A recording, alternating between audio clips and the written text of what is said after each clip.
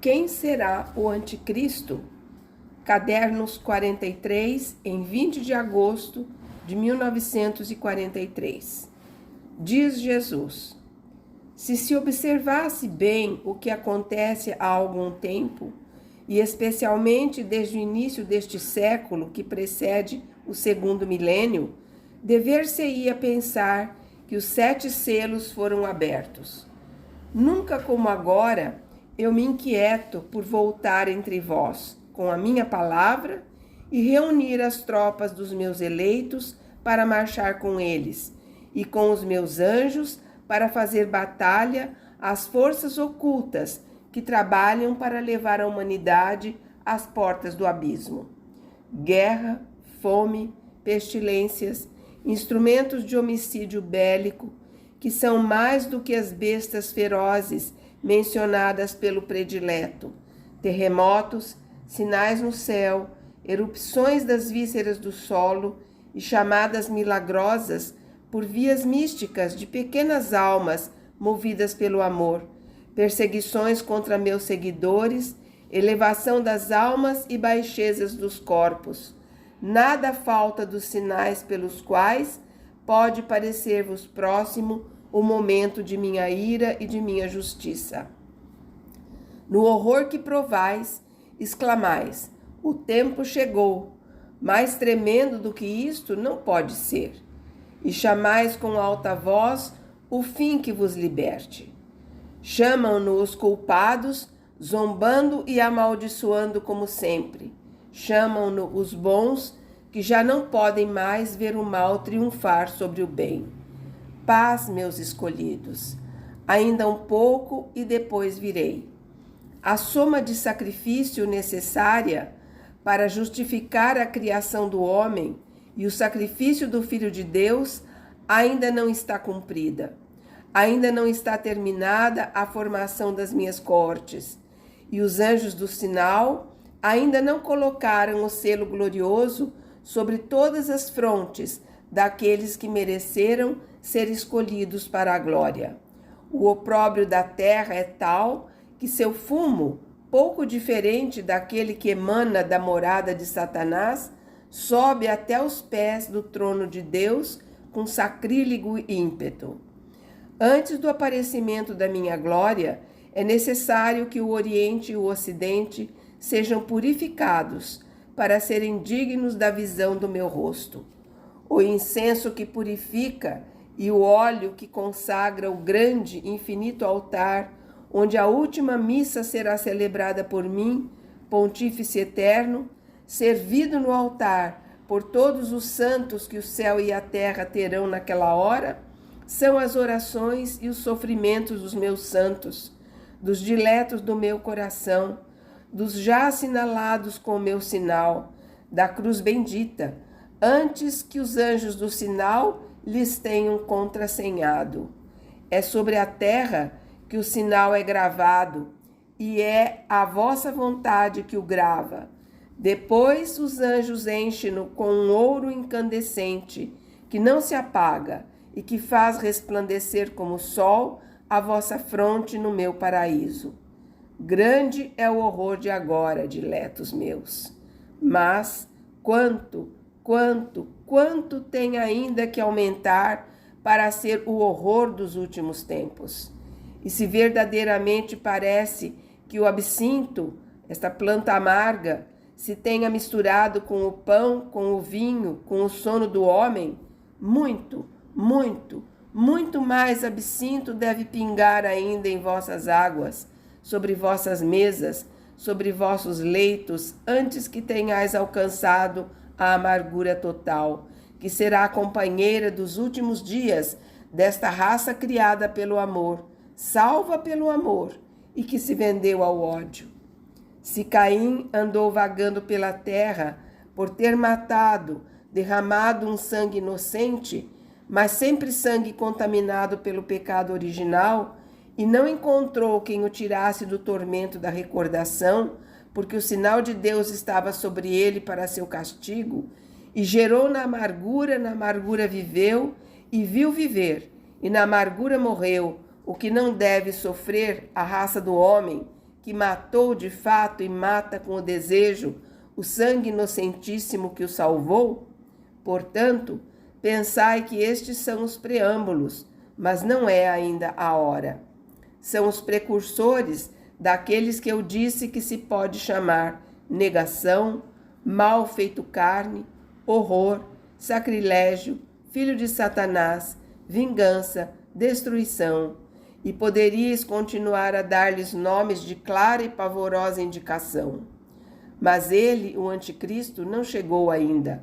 Será pessoa que estará muito no alto como um astro, não um astro humano que brilhe em um céu humano, mas um astro de uma esfera sobrenatural, que, cedendo à adulação do inimigo, conhecerá a soberba depois da humildade, o ateísmo depois da fé, a luxúria depois da castidade, a fome pelo ouro depois da evangélica pobreza, a sede de honras depois do escondimento.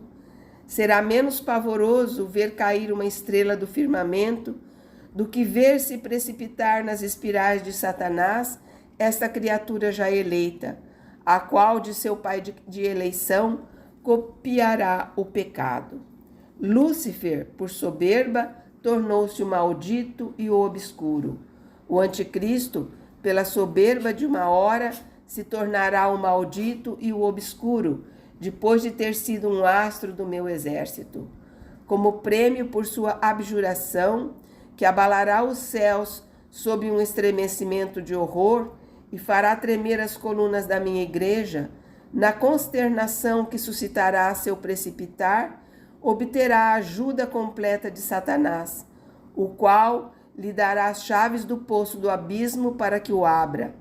Mas ele o escancará para que com isso saiam uns instrumentos de horror, que durante milênios Satanás tem fabricado para levar os homens ao total desespero, de modo que por si mesmos invoquem Satanás como rei e corram ao seguimento do anticristo, o único que poderá abrir de par em par as portas do abismo, para dele fazer sair o rei do abismo, assim como Cristo abriu as portas dos céus, para dele fazer sair a graça e o perdão, que fazem os homens semelhantes a Deus e reis de um reino eterno, no qual o Rei dos Reis sou eu. Como o Pai deu a mim todo o poder, assim Satanás dará a ele todo o poder, em especial o poder de sedução, para arrastar ao seu seguimento os débeis e os corrompidos pelas febres das ambições, como é ele seu chefe. Mas, em sua desenfreada ambição, achará ainda muito escassas as ajudas sobrenaturais de Satanás e buscará outras ajudas nos inimigos de Cristo, os quais, armados com armas cada vez mais mortíferas, tais como a sua libido pelo mal os possa induzir a criar, para semear desespero nas multidões, o ajudarão enquanto Deus não diga seu basta e os incinere com o fulgor de seu aspecto. Muito, demais, e não por sede boa e por desejo honesto de reparar o mal premente, mas pela satisfação apenas da curiosidade inútil.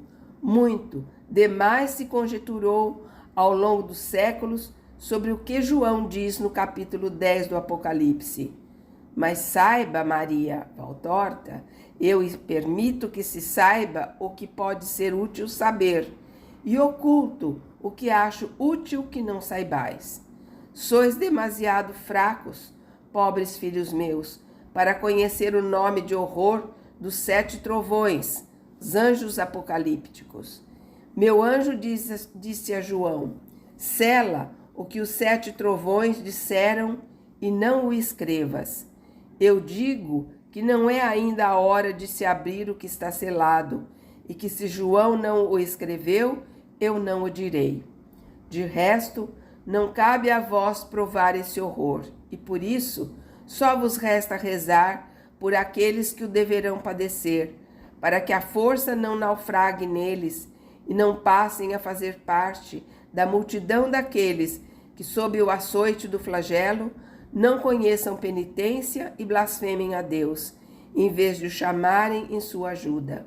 Muitos destes já estão na terra, e sua semente será 7 vezes 7 mais demoníaca do que eles.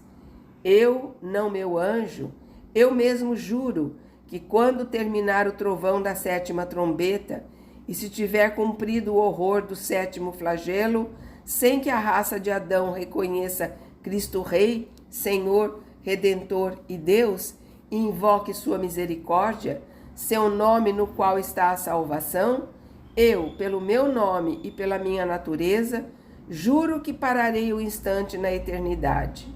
Cessará o tempo e começará o julgamento. O juízo que divide para sempre o bem do mal, depois de milênios de convivência sobre a terra. O bem voltará ao manancial de onde veio. O mal se precipitará onde já está precipitado desde o momento da rebelião de Lúcifer, e de onde saiu para perturbar a debilidade de Adão na sedução do sentido e do orgulho. Então o mistério de Deus será cumprido. Então conhecereis Deus, todos os homens da terra, desde Adão até o último nascido, reunidos como grãozinhos de areia na duna da praia eterna, verão Deus, Senhor, Criador, Juiz, Rei. Sim, vereis este Deus que amastes, blasfemado, seguido, escarnecido, abençoado, vilipendiado, servido, fugido. Vê-lo-eis. Sabereis então o quanto ele merecia o vosso amor e quanto mérito era servi-lo. Ó alegria daqueles que consumiram a si mesmos no amá-lo e no obedecê-lo.